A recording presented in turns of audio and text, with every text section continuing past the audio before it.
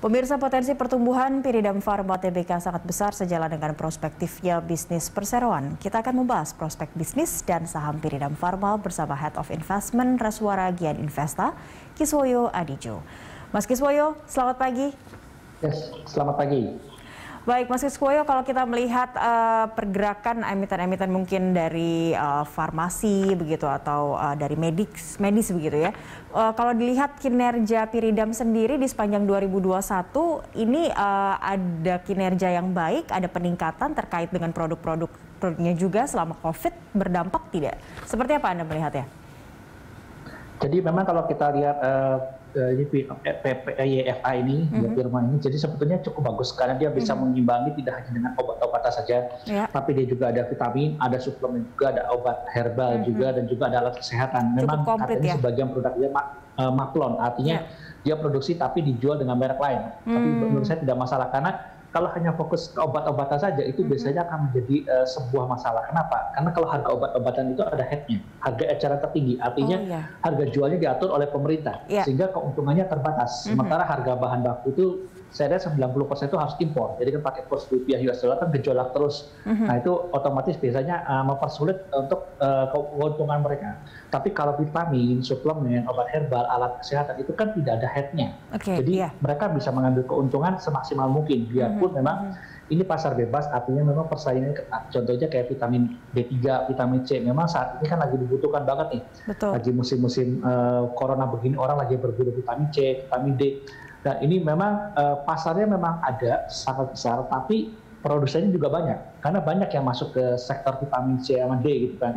Nah ini sebetulnya memang perusahaan harus memutar strategi, tapi saya lihat sudah bagus karena mereka sudah bekerja sama dengan online shop, jadi memang harus menjual melalui online. Apalagi zaman kemarin sempat ada pengetatan ekonomi, ada lockdown sebagainya, kan mereka harus mencari melalui online dan sebagainya.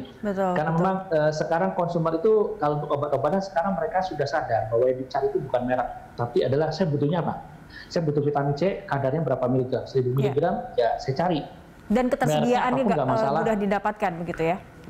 Betul, dan juga yang penting adalah harga. Jadi memang ada sedikit persaingan juga dari sisi harga juga. Nah inilah, jadi memang kalau kita lihat farmasi masih menarik, terutama untuk yang memproduksi suplemen, tidak hanya obat-obatannya, tapi suplemen dan vitamin, itu yang saat ini lagi dicari oleh banyak pihak, oleh banyak orang lah di masa-masa pandemi seperti ini. Baik, nah apakah strategi PYFA ini mengakuisisi Holy Pharma ini juga menjadi salah satu strategi yang tepat? Karena kalau tadi Anda katakan, karena kalau obat-obatan saja ada head-nya begitu, jadi harus lebih meningkatkan produksi yang lain. Apakah dengan mengakuisisi Holy Pharma ini menjadi salah satu cara begitu untuk bisa lebih memperbanyak produksi atau mengembangkan daya produksi yang lebih besar lagi? Betul sekali. Karena memang ketika sekarang permintaan banyak, kita juga harus bisa meningkatkan produksi. Kalau produksi nggak bisa meningkat, ketika pasar bisa menyerap pun sia-sia. Jadi memang saat ini produksi juga harus bisa ditingkatkan. Tidak hanya pemasaran dan penjualan saja sih. Jadi saya lihat arahnya PYFA sudah benar karena memang ya ini alat kesehatan juga itu mereka produksi terus. Jadi dia cukup tersebar ya, merata, tidak hanya farmasi yang fokus ke obat-obatan. Jadi saya lihat ini diversifikasinya cukup bagus. Dan semoga kedepannya sih saya lihat tampaknya mereka akan mengejar target. Memang untuk kuartal 9 tahun kemarin itu mereka hanya pendapatannya naik, profitnya turun tipis. Kayaknya mereka lagi mengejar, biasanya mereka untuk branding dulu atau image, kan membangun image dulu, mau nggak mau harga harus murah dulu supaya orang mengenal apa ini gitu loh. Ya mungkin diharapkan semoga di tahun ini net profitnya juga ikut naik. Jadi memang yang menjadi concernnya saat ini adalah revenue naik, tapi net profitnya belum naik. Tapi diharapkan kita kasih waktu, mungkin semoga di laporan keuangan untuk tahun ini net profitnya bisa ikut naik seperti itu. Dan semoga juga ini bisa mengambil peluang karena memang berapa persen begitu ya, ini alat-alat medis kita juga masih impor begitu, dan dengan akuisisi ini bisa setidaknya mengisi kebutuhan dalam negeri. Nah kalau untuk niatan Piridam memperluas bisnis mereka ke bisnis kecantikan, ini prospeknya bagaimana Mas Kis? Jangan hanya sekedar mengikuti tren begitu, tapi kira-kira prospeknya akan seperti apa nanti nih? Nah ini juga bagus, jadi memang bisnis kecantikan itu adalah bisnis selain farmasi yang mungkin berkaitan dengan farmasi juga sebetulnya, tapi dari sisi mungkin lebih high class gitu kan ya, lebih high end gitu kan ya, untuk kalangan-kalangan tertentu. Tapi sebetulnya prospek ini nanti memang mereka seperti tidak sekarang, karena nanti begitu masa pandemi corona berakhir, orang akan fokus kembali dengan bisnis kecantikan ini akan hidup kembali. Mungkin saat ini bisnis kecantikannya masih belum maksimal, karena ya orang lagi nggak kemana-mana juga, lagi fokus dengan targetnya lebih ke sehat dulu begitu ya. Iya betul. Jadi tapi setelah itu nanti mau nggak mau mereka akan masuk lagi ke bisnis kecantikan, itu mereka pasti akan jalan lagi gitu. Jadi memang sepertinya mereka sudah ambil ancang-ancang dari sekarang, jangan sampai nanti setelah corona berakhir mereka baru masuk, kan takutnya mereka telat. Jadi memang saat ini dengan adanya corona ini, sebagian dari pemain-pemain dan pelaku usaha dari bisnis kecantikan mungkin akan ada pertumbangan ke perguguran. Dan jadi memang mau nggak mau ini mereka harus yang bertahan fight ini ya, mungkin ya nanti kalau ketika booming lagi ya mereka akan maju duluan sih gitu. Oke, baik. Apalagi bisnis segmennya lebih ke skincare dan masuk ke marketplace. Ini pastinya juga bisa membantu penjualan lebih luas lagi begitu ya dengan kondisi saat ini. Betul. Lalu kalau dilihat dari yang menjadi resiko dari bisnis di farmasi dari Pyridam ini sendiri seperti apa? Karena kompetitor di farmasi juga banyak, dan masalahnya kalau farmasi ini juga ada brand loyalty begitu dari produsen terhadap produk-produk obat-obatan yang biasanya sudah dikonsumsi masyarakat.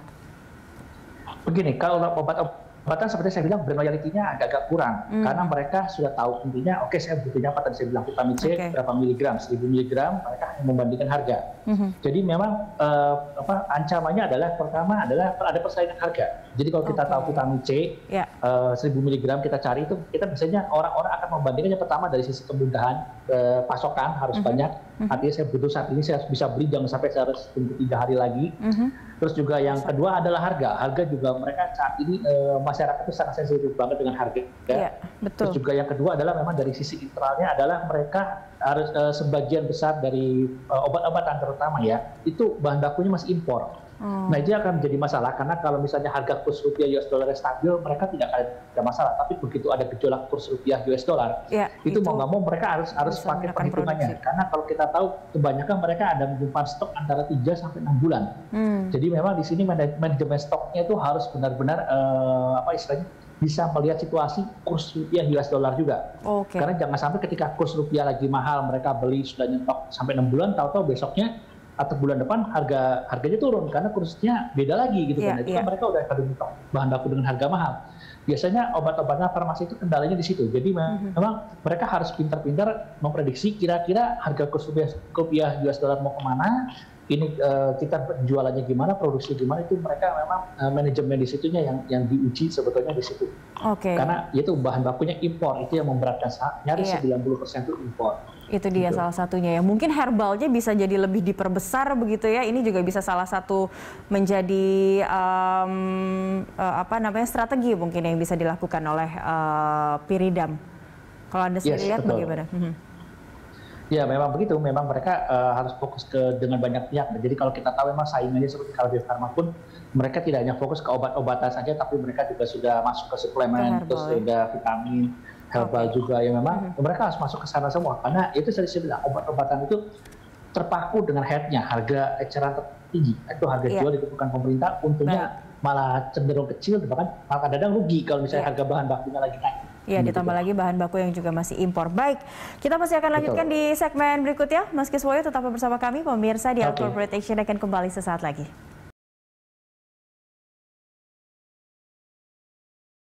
Pergerakan saham Pyridam Pharma Tbk selalu menarik bagi para investor. Rekan Awis Nari akan menyampaikan sejumlah informasinya untuk Anda. Awis, silakan. Ya, Cakri dan pemirsa, bergerak di industri farmasi, kinerja saham Pyridam Pharma selalu tampil atraktif. Kita simak datanya. Ya, dapat kita saksikan di sini bersama PT Pyridam Pharma Tbk dengan kode PYFA IPO tahun lalu 2021 pada tanggal 16 Oktober. Berada di papan pengembangan bidang usaha farmasi, sektor kesehatan, subsektor farmasi dan riset kesehatan, industri farmasi dan subindustri farmasi.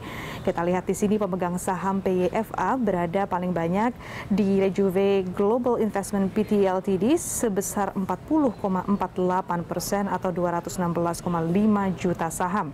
Diikuti dengan masyarakat di 26,22% atau sebanyak 140,3 juta saham.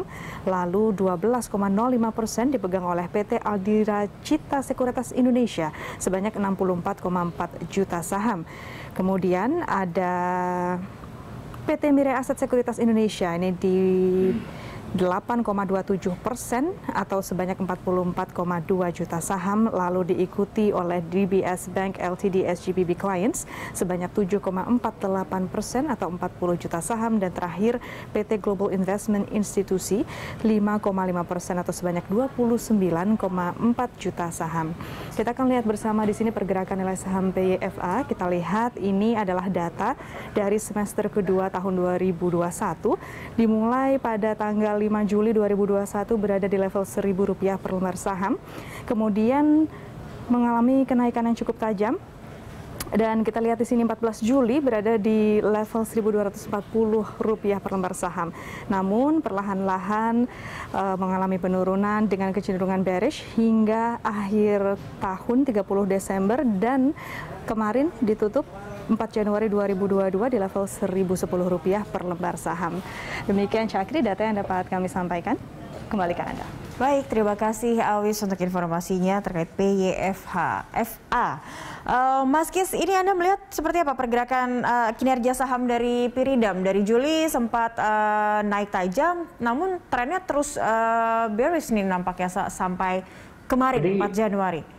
Memang saham ini saya lihat likuiditasnya kecil, jadi memang kalau mau masuk itu saya sarankan tidak lebih di atas 100 lot.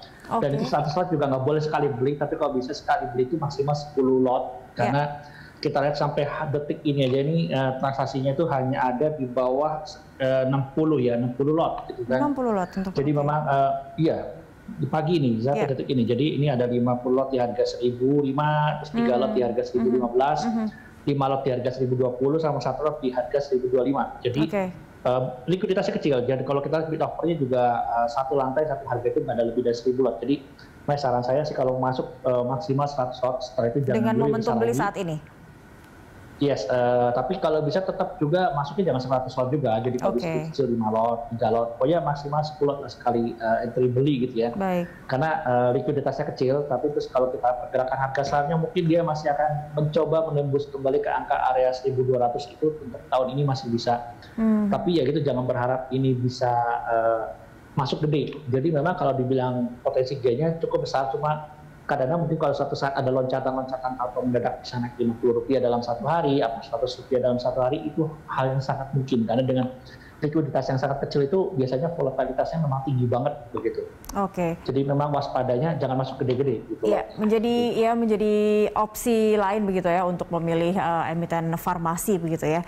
Kalau untuk kalau dilihat ini karena trennya bearish begitu. Ini tren atau kecenderungan atau sentimen negatif yang menjadi pengaruh terhadap PYFA ini sebenarnya apa, dan apa yang bisa adakah sentimen positif yang bisa mensupport pergerakan PYFA ini? Sebetulnya kalau dibilang bearish enggak ya, karena ini trennya masih sideways saat ini. Jadi setelah naik tinggi, begitu gambarnya mungkin setelah naik tinggi dia lagi sideways di area sini. Jadi setelah area sideways-nya itu adalah sekitar masih selama di atas 950 itu masih sideways itu namanya. Jadi sebetulnya dibilang bearish enggak. Memang kalau lihat dari puncak tingginya 1.400 ya dari harga puncak ketinggi 1.400-nya mungkin turun, tapi itu kan sudah berapa sebulan 2 bulan yang lalu, jadi sekarang lagi pola sideways. Ya, memang saham farmasi ini ditanya lagi hot-hotnya karena lagi masa pandemi, apalagi kemarin ada ini kan gelombang virus varian baru Omicron itu kan. Terus nanti kita memang lagi persiapan apakah akan ada ledakan gelombang ketiga yang mungkin diprediksi sekitar bulan depan Februari Maret, karena biasanya dari libur long weekend, biarpun Pak Jokowi sudah tidak meliburkan, tapi kan banyak masyarakat yang libur juga kan, gitu kan. Itu biasanya jeda sebulan 2 bulan, jadi mungkin penentuannya adalah Februari Maret. Kalau sampai bulan April kita tidak ada ledakan gelombang ketiga atau smooth, artinya ya berarti kita sudah lolos gitu. Jadi memang penentuan kita ya di bulan depan Februari Maret, dan itu memang selama ini otomatis selama masih ada ancaman-ancaman gejolak corona ya saham farmasi masih atraktif, masih diburu oleh sebagian pihak, oleh sebagian trader itu mereka coba berburu saham masih farmasi. Ada prospek untuk di farmasi begitu ya. Baik, kalau dari analisis Anda kinerja di 2022 nanti di 2022 ini untuk Piridam PYFA akan seperti apa? Ya kalau kita lihat harapan sih sebetulnya revenue-nya mungkin bisa naik sekitar 20% sampai 25% dibanding dengan tahun kemarin. Tapi untuk net profit-nya mungkin harapan saya bisa naik di atas 10%. Tapi syukur-syukur bisa ngimbangi juga sampai 20% lagi seperti itu. Oke, masih ada harapan untuk 10 sampai 20% begitu ya dengan rekomendasi. Betul. Mungkin kalau mau beli bisa jangan sampai ya bisa terbatas ya, jangan sampai 100 lot begitu tadi Anda katakan ya. Yes, betul. Baik, terima kasih Mas Kiswoyo Adijo, Head of Investment Raswara Gian Investa telah bergabung bersama kami di Corporate Action. Salam sehat.